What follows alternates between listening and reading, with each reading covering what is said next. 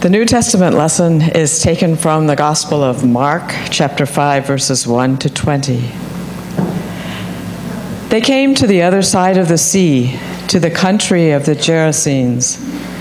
And when Jesus had stepped out of the boat, immediately a man out of the tombs with an unclean spirit met him. He lived among the tombs, and no one could restrain him anymore, even with a chain. For he had often been restrained with shackles and chains. But the chains he wrenched apart, and the shackles he broke in pieces. And no one had the strength to subdue him. Night and day among the tombs and on the mountains, he was always howling and bruising himself with stones. When he saw Jesus from a distance, he ran and bowed down before him. And he shouted at the top of his voice, "What have you to do with me, Jesus, Son of the Most High God? I adjure you by God, do not torment me." For Jesus had said to him, "Come out of the man, you unclean spirit." Then Jesus asked him, "What is your name?" He replied, "My name is Legion, for we are many." He begged him earnestly not to send them out of the country. Now there on the hillside, a great herd of swine was feeding, and the unclean spirits begged him, "Send us into the swine, let us enter them." So he gave them permission, and the unclean spirits came out and entered the swine, and the herd, numbering about 2,000, rushed down the steep bank into the sea and were drowned in the sea. The swineherds ran off and told it in the city and in the country. Then people came to see what it was that had happened. They came to Jesus and saw the demonic sitting there, clothed and in his right mind, and the very man who had had the legion, and they were afraid. Those who had seen what had happened to the demonic and to the swine reported it. Then they began to beg Jesus to leave their neighborhood. As he was getting into the boat, the man who had been possessed by demons begged him that he might be with him. But Jesus refused and said to him, "Go home to your friends and tell them how much the Lord has done for you and what mercy he has shown you." And he went away and began to proclaim in the Decapolis how much Jesus had done for him, and everyone was amazed. Hear what the Spirit is saying to God's people.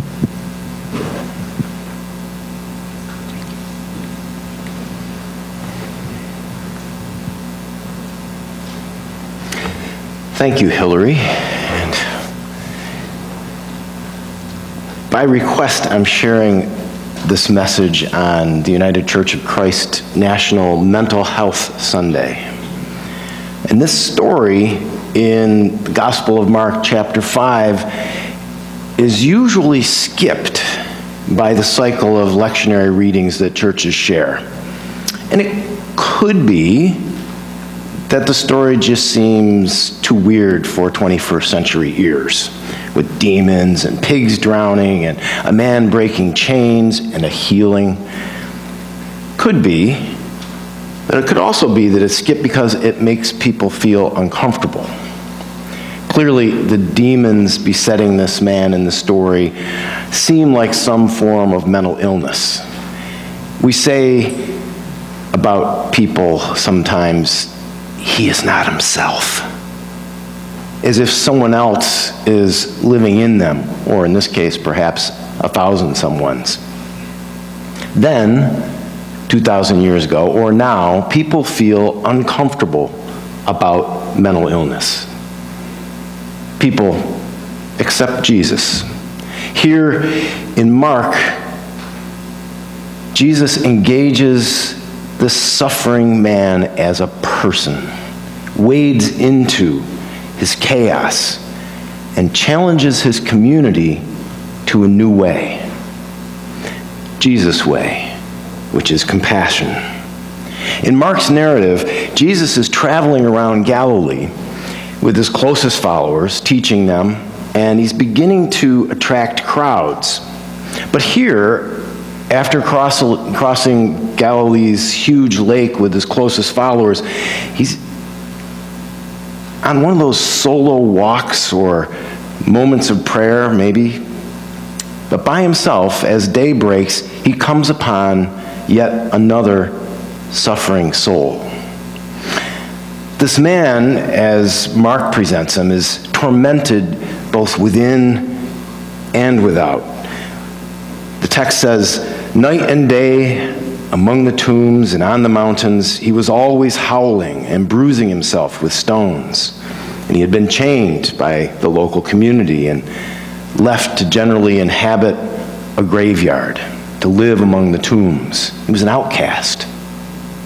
When this man sees Jesus, he perceives just another tormentor. And he says, "What do you want with me, Jesus, Son of the Most High God?" Jesus focuses right in on the man's personhood. "What is your name?" he asks. The man's personhood is being overwhelmed by the forces of chaos within him. But Jesus sees the man himself.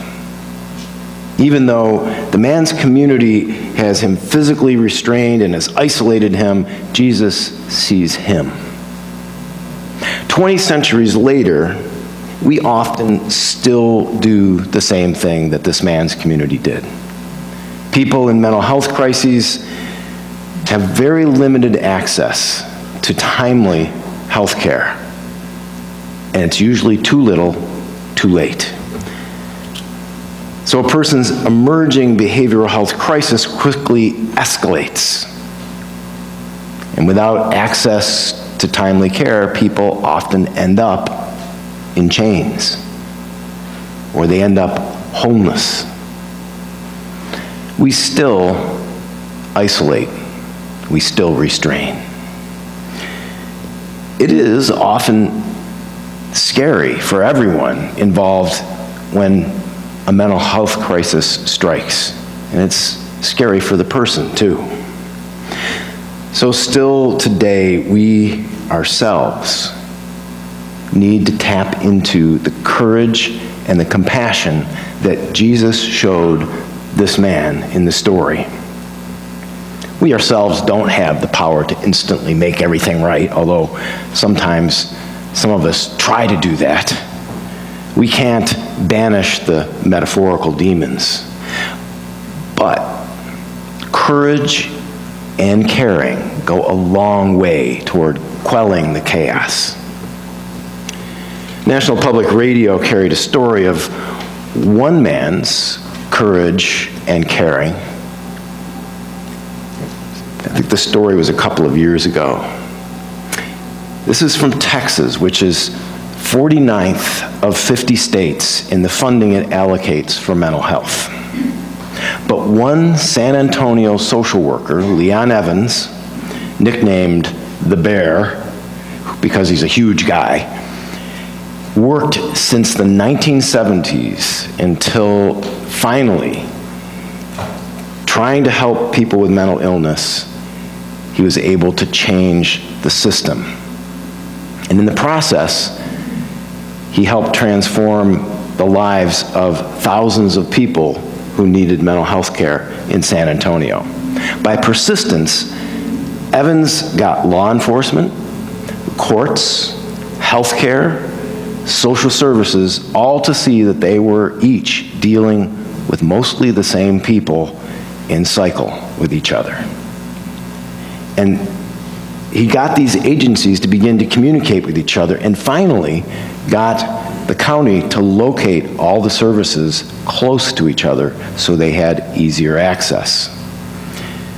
And now, thousands who would be suffering without care, ending up homeless or incarcerated, instead are helped to live healthier, happier, more productive lives. Not only that, but San Antonio police get trained about how to deal with a mental health intervention. Plus, they even have a team that comes in for especially tough cases who are highly trained. And as a bonus, and budget wonks will really like this, the county saves $10 million per year because they deal with this in a compassionate and efficient way. So there are better ways to collectively care. It starts with compassion and courage to face the chaos. And then things change. Of course, there's more to the story in the Gospel of Mark. Jesus does upset the status quo. Sometimes that's what it takes, like in San Antonio. In the story in Mark, those pigs, they were actually big prophets, even though the culture around them was culturally distant from pork because it was not kosher. But they could raise pork and sell it to the Roman legions at very high profits. Michael Piazza, a writer I like to follow, says that when the locals found this formerly disturbed neighbor clothed in his right mind and sitting at the feet of Jesus, they didn't rejoice that he had been set free. Rather, they asked Jesus to leave town. What disturbed them was the loss of revenue. It was an economic issue. Jesus had literally messed with their bacon. I thought that was... I love the way you put that. See, showing compassion ultimately confronts broken systems and callous attitudes. Much of broken health systems is about profit, because there are profit centers that people don't want to let go of. Broken behavioral health systems hurt real people. People we know. Yeah, even Mountain Rise people. And other people that you and I know. Short term, we ourselves can show care for hurting people. And you, Mountain Rise, are really good at caring. Long term, though, we must change the broken systems too. And that's a huge challenge. It takes persistence. It took that guy in San Antonio decades of persistence, of caring. It's easier to ignore the victims who have no voice. So remember, first we need courageous compassion, and next we need persistence to change broken systems. The story ends with Jesus sending the healed man out to tell of his liberation instead of becoming a disciple and following him.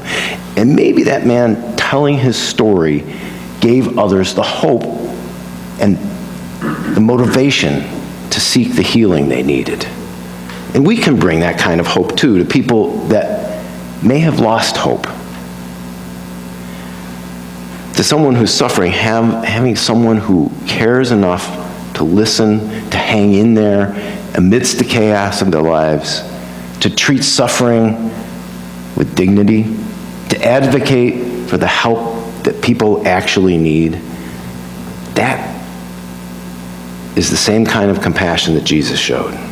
And caring can make all the difference and can help to oust the legions of troubles besetting suffering people who are often avoided and sometimes ostracized.